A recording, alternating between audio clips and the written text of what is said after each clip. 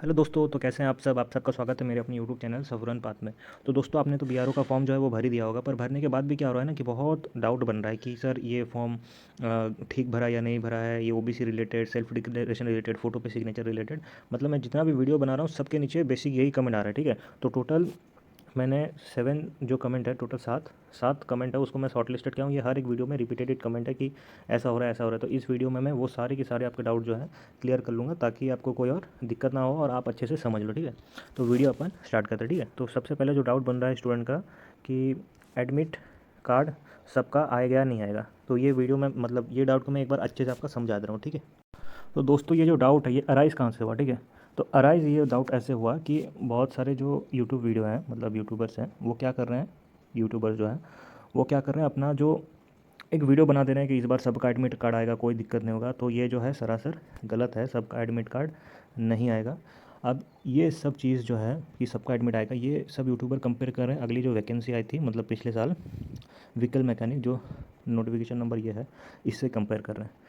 तो इससे कंपेयर करना सबसे बेवकूफ़ी की बात यही है, क्योंकि व्हीकल मैकेनिक जो था उसका टोटल पोस्ट तो मुझे याद नहीं, पर मैंने वीडियो बनाया था तो उसमें टोटल बंदे बुलाए थे 5000। अच्छा चलो, आप इसको 6000 प्लस ही मान लो, ठीक है। 6000 के आसपास बंदे बुलाए थे। तो इतने ही भाई टोटल कुल फॉर्म पड़े थे उसमें। हालांकि अगर 6000 मतलब 6500 के आसपास पड़े होंगे, तो 500 अगर रिजेक्ट हुए होंगे, तो 6000 बच्चे को बुलाया था। तो आपको तो इतना तो बेसिक से समझ होगा कि एसकेटी का आपको लगता है 300 प्लस वैकेंसी है। 300 प्लस वैकेंसी है। 300 प्लस इसलिए बोल रहा हूँ क्योंकि एक सर्विसमैन का भी अलग है, पीडब्ल्यूडी का भी अलग है, ठीक है। तो 300 प्लस वैकेंसी में आपको लग रहा है कि सिर्फ 6000 ही फॉर्म पड़ेंगे। ऐसा कभी नहीं हो सकता। टोटल जो इस बार एसकेटी का फॉर्म पड़ा होगा वो 50,000 या फिर 1 लाख तक फॉर्म जा सकता है।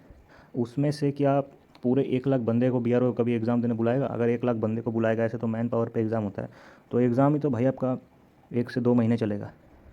ये तो कोई कोई तुक ही नहीं बैठता इस बात का। इसलिए बीआरओ क्या कर रही है, छटनी करने के लिए कट ऑफ निकालेगी। अब कट ऑफ डिपेंड करेगा आपके कितने फॉर्म पड़े हैं, ठीक है, और फॉर्म का रिजेक्शन रेट क्या है। रिजेक्शन रेट पे डिपेंड करता है कि फॉर्म कितने पड़े होंगे और कितने फॉर्म पड़े होंगे, ठीक है। तो बीआरओ को जो स्टैंडर्ड साइज़ है वो कितना है, वो बुलाता है वो 15, पर मैं इसको पकड़ के चल रहा हूँ 20, ठीक है। अगर वो 300 वैकेंसी पे अगर वो 20 गुना बंदे बुलाए तो कितने बज रहे, 6000, ठीक है। 6000 बंदे बुला मतलब बन रहे हैं। अगर बीआरओ ने इसको भी अगर नहीं माना, हालांकि यही मानते हैं 15 गुना ही बुलाते हैं, अगर इसको भी नहीं माना तो मैक्सिमम मैं पकड़ रहा हूँ चलो 10,000 बुलाए। तो आपको लगता है कि बीआरओ का फॉर्म सिर्फ 10,000 ही पड़ा होगा एसकेटी का? एसकेटी ट्रेड में बोल रहा हूँ, ऐसा कभी नहीं हो सकता। ये 1 लाख अप्रॉक्स फॉर्म कन्फर्म पड़ा होगा, ठीक है। और ये जो एसकेटी ट्रेड है, एक चीज़ मैं बता दे रहा हूँ, एसकेटी जो ट्रेड है इसका जो है सिर्फ स्टूडेंट ही फॉर्म नहीं भरते, ठीक है। जो बीआरओ में जॉब करते हैं ऑलरेडी, वो लोग भी क्या करते हैं, फॉर्म भरते हैं, और वो लोग का भी हम लोग की तरह ओपन कंपटीशन में एग्ज़ाम देना होता है, ठीक है। तो इसलिए मैं बोल रहा हूँ इस बार जो है यूट्यूबर्स के भरोसे में मत बैठना कि भाई मेरा फॉर्म आएगा, मेरा फॉर्म आएगा। ऐसा कुछ नहीं होगा। आपका जो है कट ऑफ रिलेटेड होगा, और कट ऑफ रिलेटेड मैं जो है वीडियो पहले बना चुका हूँ। अगर वो नहीं देखा तो आप जाके देख लो। फिर भी मैं अप्रॉक्स बोल रहा हूँ कि 80 के आसपास अगर आपका मार्क्स परसेंट है, ठीक है, +2 -2, +2 मतलब यही समझ लेना, +2 मतलब 82 -78, इसके आसपास अगर आपका मार्क्स बैठ रहा है परसेंटेज, तो बहुत अच्छे से पढ़ लो। और हाँ, ये बहुत अच्छे से पढ़ लो। और जो जो यूट्यूबर, एक बात आप नोटिस करना, ठीक है, जो जो बंदे बोल रहे हैं कि सबका फॉर्म आएगा, सबका फॉर्म आएगा, एक चीज़ आप सिर्फ नोटिस करना अपने मन से। जो जो बोल रहे हैं सबका ये आएगा, क्या बोलते हैं, फॉर्म आएगा, वो लोग क्या कर रहे हैं, अपना कोर्स या तो अपना पीडीएफ, पेड पीडीएफ बेच रहे होंगे, ताकि आप जोश में आके उनका ख़रीद लो। मतलब वो कोर्स भी ख़रीद लो, उसके बाद पीडीएफ, और एक बार पैसा आपने अगर दे ही दिया तो फिर क्या ही मतलब बनता है। उसके बाद फॉर्म आए ना आए, लॉस किसका होगा, आपका होगा लॉस, उसका तो पैसा मिल गया। इसलिए मैं बोल रहा हूँ सोच समझ के कोर्स ख़रीदो, पीडीएफ ख़रीदो, बस। अगर नहीं ख़रीदना है, ये करना है, अगर मार्क्स थोड़ा भी डाउन है, क्योंकि अगर 60 के आसपास है तो यार ये तो फिर झूठा दिलासा ही देना होगा, क्योंकि पिछले बार ही तो शायद एडमिट कार्ड की कट ऑफ 75 के आसपास थी, तो उससे तो नीचे जाएगी ही नहीं, इससे तो प्लस ही जाएगी कट ऑफ। इसलिए मैं बोल रहा हूँ अगर 80 के आसपास अगर आपका मार्क्स बैठ रहा है तो ज़रूर से ज़रूर पढ़ना, फिर पीडीएफ खरीदो, कोर्स खरीदो, वो आप पे डिपेंड है। पर अगर एवरेज मार्क्स से और बिलो बिलो आपका कितना 68 के नीचे है और जनरल वनरल कैटेगरी के हो यार, तो चांस जो है वो बहुत कम है, बहुत ज़्यादा कम है। वो झूठा दिलासा देकर फ़ायदा नहीं है, ठीक है। तो बहुत ज़्यादा कम है, तो आई होप कि मैंने आपका जो पहला डाउट है वो क्लियर कर दिया होगा, ठीक है। तो सेकंड डाउट है कि फ़ोटो पर सिग्नेचर कर दिया है, अब क्या करें, ठीक है। ये जो है सबसे रिपीटेटिव क्वेश्चन है कि फ़ोटो पे जो है सिग्नेचर कर दिए हैं। ये मतलब ये जैसा आपका एप्लीकेशन फॉर्म है, यहाँ पे आपका फ़ोटो रहेगा और आपने क्या किया रहेगा, यहाँ पे ऐसे ऐसे करके क्रॉस सिग्नेचर कर दिया होगा। हालांकि ये जो कन्फ्यूजन ये अराइज़ क्यों हुआ, अराइज़ इसलिए हुआ क्योंकि बी आर ओ ने जो है इस बार फॉर्म में बहुत बदलाव किया है, ठीक है। और यहाँ पे कहीं भी मेंशन नहीं था कि फ़ोटो पे सिग्नेचर करना था, फ़ोटो पे सिग्नेचर नहीं करना था। कुछ यूट्यूबर्स भाई लोग ने, उनकी भी गलती नहीं है, वो उन्होंने वीडियो बनाने और व्यूज़ के चक्कर में क्या किया है, जो पुराना फॉर्म है उस फॉर्म पे फॉर्म फिलअप करके वीडियो डाल दिया है। तो इससे नुकसान किसका होगा आपका। पर अगर मेरी बात झूठी लग रही है तो नोटिफिकेशन 1/2026 का जो एप्लीकेशन फॉर्म है उसको पुराने एप्लीकेशन फॉर्म से मिला लेना, ठीक है। कहीं पर भी मेंशन नहीं था कि फ़ोटो पे सिग्नेचर करना था। पर अगर आपने सिग्नेचर करके भेज दिया है तो कोई दिक्कत की बात नहीं है। इतने माइनर चीज़ से फॉर्म रिजेक्ट कभी नहीं होगा, ठीक है, कभी नहीं होगा रिजेक्ट इतने माइनर चीज़ से, ठीक है। इसलिए रिजेक्ट आपका फॉर्म नहीं होगा, इसके कारण निराश मत हो जाना, फॉर्म नहीं रिजेक्ट होगा। क्योंकि मैक्सिमम बंदों ने, मेरा जो व्हाट्सएप ग्रुप है उसमें मैक्सिमम बंदों ने क्या किया है, फ़ोटो पे सिग्नेचर करके भेजा है, ठीक है। तो कोई दिक्कत नहीं है, इससे फॉर्म रिजेक्ट नहीं होगा, ठीक है। तो सेकंड वाला भी डाउट आपका क्लियर कर दिया। अब है आपका थर्ड वाला डाउट कि ओबीसी सर्टिफिकेट जमा कर दिया है पर एनसीएल सेल्फ डिक्लेरेशन लगाना भूल गए, ठीक है। अब इसका भी मैं जवाब दे रहा हूँ। बहुत सारे बंदों ने क्या किया है, ओबीसी अपना सही लगा दिया है, पर फॉर्म की एप्लीकेशन जो फॉर्म था उसके लास्ट पेज में एक था सेल्फ डिक्लेरेशन एनसीएल वालों के लिए। एनसीएल मतलब क्या, नॉन क्रीमी ईयर बोल के कुछ एक फुल फॉर्म है, ठीक है।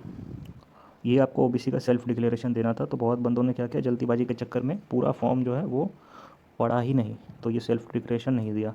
तो इससे भी कोई दिक्कत नहीं है, आपका जो है आप बाद में अपना सेल्फ डिक्लेरेशन अटैच कर सकते हो, ठीक है। तो इससे भी कोई आपका फॉर्म वॉर्म जो है वो रिजेक्ट नहीं होगा। ये सब बहुत छोटा चीज़ है, ये सब चीज़ को लेकर टेंशन में मत जाओ यार, पढ़ाई करो और क्या बोलो, ये सब बहुत बेसिक चीज़ है, ये सबसे फॉर्म वॉर्म रिजेक्ट नहीं होता, ठीक है। उसके बाद है आपका एडमिट कार्ड कब आएगा। इस पर डेडिकेटेड वीडियो मैंने एक बना दिया है, पर फिर भी इस वीडियो में मैं बता दे रहा हूँ। सबसे पहले भाई एडमिट कार्ड आएगा आपका हिंदी टाइपिस्ट का, ठीक है। उसके बाद अगर आया तो किसका आएगा, आपका इलेक्ट्रिशियन का आएगा। उसके बाद ड्राफ्ट्समैन का आएगा। उसके बाद कहीं जाके शायद से आए एसकेटी, फिर ओईएम। बीआरओ का ये नियम है कि जिस पोस्ट पे सबसे कम फॉर्म आता है, कम फॉर्म जो आता है उसी का एडमिट कार्ड सबसे पहले रिलीज़ होता है। तो हिंदी टाइपिस्ट का अगर 10 ही वैकेंसी है तो मैक्सिमम कितना ही आएगा, मैक्सिमम आप पकड़ के चलो, फिर भी मैं अप्रॉक्स पकड़ रहा हूँ 1000। तो 1000 बंदों का पहले एग्ज़ाम करा देगा और इस पोस्ट को क्लियर कर देगा, ठीक है। इसलिए जो इसका जो सबसे कम पोस्ट है उसी पे आता है। जैसे पिछली बार शायद आप नोटिस कर सकते हो 3 ट्रेड की वैकेंसी निकली थी, पेंटर की निकली थी, डीईएस की निकली थी और व्हीकल मैक की निकली थी। तो पेंटर वाला सबसे पहले करा दिया था, ठीक है। ये भी डाउट साइड आपका क्लियर मैंने करा दिया, ठीक है। अब क्या है आपका 5वां नंबर डाउट, कट ऑफ क्या रहेगा हर ट्रेड का। हर ट्रेड का तो यार मुश्किल है बताना, पर चूँकि ओईएम और एसकेटी के जो स्टूडेंट है मेरे पास सबसे ज़्यादा है, तो एसकेटी का तो भाई कंफर्म मैं बता दे रहा हूँ परसेंटेज बेस पे कट ऑफ आएगा। और ओईएम पे जो है मैं एक बात बताना भूल गया कि ओईएम के अगर बंदे मतलब अ, अच्छे खासे रहे, अच्छे खासे मतलब जैसे ओईएम का वैकेंसी मुझे याद नहीं आ रहा, अगर एवरेज बंदे फॉर्म अगर पड़ा होगा, ठीक है, मतलब इसके 20 गुना से रिलेटेड फॉर्म अगर पड़ा होगा तो ओईएम वाले सबको बुला लेगा, कोई कट ऑफ नहीं लगेगा, कोई कट ऑफ नहीं लगेगा, ठीक है। No cut off for OEM, अगर फॉर्म ज़्यादा नहीं पड़े होंगे तो, ठीक है। ओईएम पर कोई भी कट ऑफ नहीं लगेगा, वो फिर ऑल कैंडिडेट एलिजिबल है, जैसे व्हीकल मैक में हुआ था, ठीक है। ऑल कैंडिडेट एलिजिबल, पर एसकेटी का भाई कंफर्म कट ऑफ लगेगा, ठीक है। वैसा ही सेम चीज़ है हिंदी टाइपिस्ट पे भी एप्लीकेबल है, हिंदी टाइपिस्ट पे भी है, फिर आपका इलेक्ट्रिशियन पे भी है। साधारण सा बात समझ लो, अगर पोस्ट कम है, ठीक है, और फॉर्म भी कम पड़ता है तो all candidate are eligible for giving exam, ठीक है। और फॉर्म, और एक बात, पोस्ट सही है, जैसे एसकेटी एग्जाम्पल ले लो, और फॉर्म भी बहुत अच्छे खासे लेवल का पड़ता है, तब क्या करता है बीआरओ, तब बीआरओ निकालता है कट ऑफ, क्योंकि सबको एग्ज़ाम दिलाना बहुत मुश्किल है। आप समझ लो कि एक कंप्यूटर एग्ज़ाम और एक मैनुअल एग्ज़ाम, मैनुअल मतलब ऑफलाइन एग्ज़ाम, दोनों में ज़मीन आसमान का फ़र्क है, ठीक है। ये 5वां भी डाउट क्लियर हो गया होगा। छठा डाउट है सिलेबस कहाँ से पढ़े। हाँ, ये जो है मैं थोड़ा इसको समझा दूँ अच्छे से। देखो, सबसे पहले मैं बता दे रहा हूँ, आपका जो है थ्योरी पार्ट पढ़ो, एमसीक्यू रटने से कुछ नहीं होगा, ठीक है। MCQ अगर रट के गए ए और पूछ लिया बी तो बस ताकते रह जाओगे सी, ठीक है। तो इसलिए MCQ रटने से कुछ नहीं होगा, थ्योरी पढ़ो, थ्योरी से अगर आपने पढ़ लिया है थ्योरी तो MCQ कैसे भी बने निकल जाएगा पेपर, ठीक है। थ्योरी कौन पढ़ा रहा है, थ्योरी में यूट्यूब में बैच है चालू है, पता नहीं कौन कौन है चालू है, उससे पढ़ लेना, पेड बैच है पर। और वहाँ से अगर पढ़ने का मन नहीं है, पैसे खर्च करने का मन नहीं है तो मैं थ्योरी क्लास पढ़ा रहा हूँ, यहाँ से देख लेना। फ़िलहाल SKT का जो है मैं 2 चैप्टर कंप्लीट करा दिया हूँ। और ऐसा नहीं है, जो भी स्टूडेंट में से पढ़ रहे हैं उन सब का रिव्यू बहुत अच्छा है, समझ में आ रहा है बात, ठीक है। 2 चैप्टर मैंने SKT का करा दिया है, बाकी मैं कंटिन्यू करूँगा। और फिलहाल अभी मैं OEM का जो है OEM का थ्योरी स्टार्ट किया हूँ, इसका पहला चैप्टर मैं पकड़ा हूँ। तो OEM का जैसे 2 चैप्टर कंप्लीट हो जाएगा फिर मैं बैलेंस कर दूँगा SKT पे, ठीक है। जैसे ऐसा कोई दिक्कत नहीं होगा कि मतलब पार्शियलिटी नहीं होगा कि SKT स्टूडेंट ही पढ़ रहे हैं OEM नहीं, मतलब जैसे SKT का 2 चैप्टर खत्म हुआ है वैसे OEM का 2 होगा, फिर SKT का 1 खत्म होगा, फिर OEM का 1 खत्म होगा, ऐसे ऐसे करके चलेंगे, ठीक है। मतलब इक्वली चलेंगे ताकि जिसका भी एग्ज़ाम आपका पहले हो आप कर सकते हो। क्योंकि बेसिक एक बात मैं बता दूँ, OEM वाले बंदे भी SKT में फॉर्म भरे होंगे और SKT वाले बंदे भी OEM पे फॉर्म भरे होंगे, ठीक है। अब जिनका हैवी लाइसेंस है वो SKT पे भी भर दिया होगा, OEM पे भी भर दिया होगा। और जिसका हैवी लाइसेंस नहीं है वो तो SKT पे ही भरेगा, ठीक है। इसी कारण OEM पे थोड़ा कम कट ऑफ जाएगा, क्योंकि सबके पास जो है हैवी लाइसेंस नहीं होता। एक नॉर्मल हाउस होल्ड के पास क्या होता है, LMB होता है, ज़्यादा से ज़्यादा कार का होता है, वो 10 चक्का 12 चक्का का लाइसेंस नहीं होता, ठीक है। तो इसी कारण OEM पे जो है कट ऑफ कम बनता है। और इसलिए मैं बोल रहा हूँ अगर फॉर्म ज़्यादा नहीं पड़ा होगा तो सबको बुला लिया जाएगा, ठीक है, ऑल कैंडिडेट एलिजिबल। और उस पर फिर आप 40% लाओ या 50% लाओ या 80% लाओ, मैटर नहीं करेगा, बस आपका जो एप्लीकेशन है वो एकदम सही से भरा होना चाहिए, ठीक है। उसके बाद है आपका डाउट नंबर 7, OBC सर्टिफिकेट 1 साल से ज़्यादा पुराना है तो क्या करें। देखो, BRO के जो नोटिफिकेशन है उसमें साफ साफ लिखा था जो EWS है और OBC है वो जो है 1 साल से ज़्यादा पुराना नहीं होना चाहिए, ठीक है। पर बहुत स्टूडेंट ने क्या किया है, OBC सर्टिफिकेट जो है 1 साल से अधिक का लगा दिया है, कोई 3 साल लगा दिया है, कोई 2 साल लगा दिया है। तो ये जो चीज़ है ये पूरी डिपेंड करता है बोर्ड मेंबर पे, ठीक है, कि आपका फॉर्म जो है वो एक्सेप्ट होगा या रिजेक्ट होगा।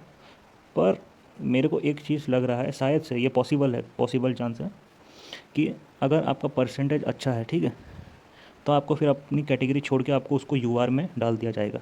ये रेयर है, ठीक है। शायद से रिजेक्ट होता है फॉर्म पर ये रेयर है। अगर ना रिजेक्ट हो तो क्या करेगा, जैसे एग्जांपल देके समझा रहा हूँ कि एक स्टूडेंट है, ठीक है, एक स्टूडेंट का अगर परसेंटेज है आपका 93, उस बंदे ने फॉर्म डाला है OBC से और UR का कट ऑफ गया है 85, ठीक है।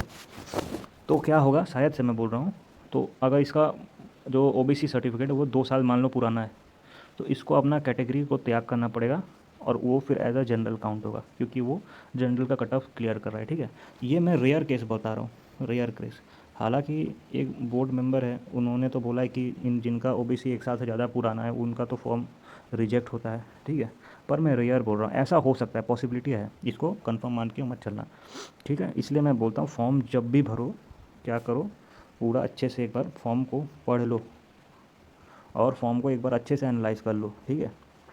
और फॉर्म के मिड में भरो, मिड में जब जैसे आपका क्या है, अगर मान लो आपका 1 मई को फॉर्म निकला है ना, 1 मई को जो भी फॉर्म है, ये इस पे नहीं बोल रहा हूँ BRO का नहीं, जितना भी आपका सरकारी एग्ज़ाम का फॉर्म निकलता है, कुछ भी निकलता है, वो मैं बता रहा हूँ। 1 मई को आपने फॉर्म भरा होगा और लास्ट डे आपका अगर 30 मई है, 1 मई को अगर फॉर्म निकला, लास्ट डेट आपका 30 मई, तो आप हमेशा ट्राई करना कि 12 13 को फॉर्म भरने में। इससे क्या एक बेनिफिट होता है मैं बता देता हूँ, ठीक है। इससे आपको पता चलता है कि कौन से सेक्शन में जो फॉर्म रॉन्ग होने का चांस ज़्यादा है, क्योंकि दूसरे जब रॉन्ग करेंगे तो क्वेरी तो बनेगा, क्वेरी जब बनेगा तब आपको भी रियलाइज़ होगा कि हाँ भाई ये सेक्शन में रॉन्ग हो सकता है, गलती हो सकता है, तो संभल के फॉर्म करना पड़ेगा, ठीक है। तो ये मिड सेक्शन में आपको फॉर्म भरना चाहिए हमेशा, चाहे कुछ भी हो, तब आपको क्वेरी पता चलता है, क्योंकि दूसरों के सीख से सीख लेने में अच्छा है, खुद नहीं कि 1 मई को फॉर्म निकला 2 मई को एकदम भर दिया, तो वो क्या होता है, गलत हो जाता है। फिर आपको कौन गलत भरेगा, फिर आपको फिर फॉर्म, जब तक पता चल जाता है कि गलत भरा है तब तक एग्ज़ाम का फॉर्म का लास्ट डेट ही ख़त्म, ठीक है। तो आशा करता हूँ कि जितने भी 7 डाउट है वो आपका क्लियर हो जाए गया होगा। और इससे भी बाहर कुछ भी अगर आपका एग्ज़ाम मतलब फॉर्म रिलेटेड डाउट बनता है, ठीक है, तो कमेंट सेक्शन में पूछ लेना, रिप्लाई कर दूंगा। और अगर रिप्लाई करने वाला स्थिति ना हो तो अगले वीडियो में मैं उसको कवर अप कर दूंगा, ठीक है। तब तक के लिए, और हाँ, बहुत लोग मेरे को पूछ रहे थे कि आपसे सर मतलब बात करना है फॉर्म रिलेटेड तो कैसे करें? तो साधारण सा यार, हम लोग का जो व्हाट्सएप ग्रुप है वो ज्वाइन हो जाओ। कैसे ज्वाइन हो जाए? 3 स्टेप है। वीडियो के डिस्क्रिप्शन में लिंक है, वीडियो के कमेंट सेक्शन में लिंक जो है वो पिन है, और चैनल के बायो में लिंक है, ठीक है। तो वहाँ हम लोग ज्वाइन हो जाओ, वहाँ मैं नोट्स भी प्रोवाइड करता हूँ, नॉर्मल बातें भी होती है, आराम से रहते हैं उधर। हम लोग के साथ 100+ मेंबर है इसके, ठीक है, इसके, ठीक है, नहीं, ग्रुप में। तो उधर एक्सपीरियंस स्टूडेंट भी हैं जिन्होंने पिछले साल एग्ज़ाम दिया था, और BRO को भी कुछ 2-3 बंदे हैं, ठीक है। तो अच्छा है ग्रुप, वहाँ का माहौल अच्छा है, दूसरे ग्रुप जैसा नहीं है, ठीक है। तो ज़रूर से ज़रूर ज्वाइन हो जाना, कोई दिक्कत नहीं है। बाकी तब तक के लिए थैंक यू। वीडियो अगर अच्छी लगी तो लाइक ज़रूर करना, चैनल को सब्सक्राइब करना, और तब तक के लिए जय हिंद और जय BRO दोस्तों।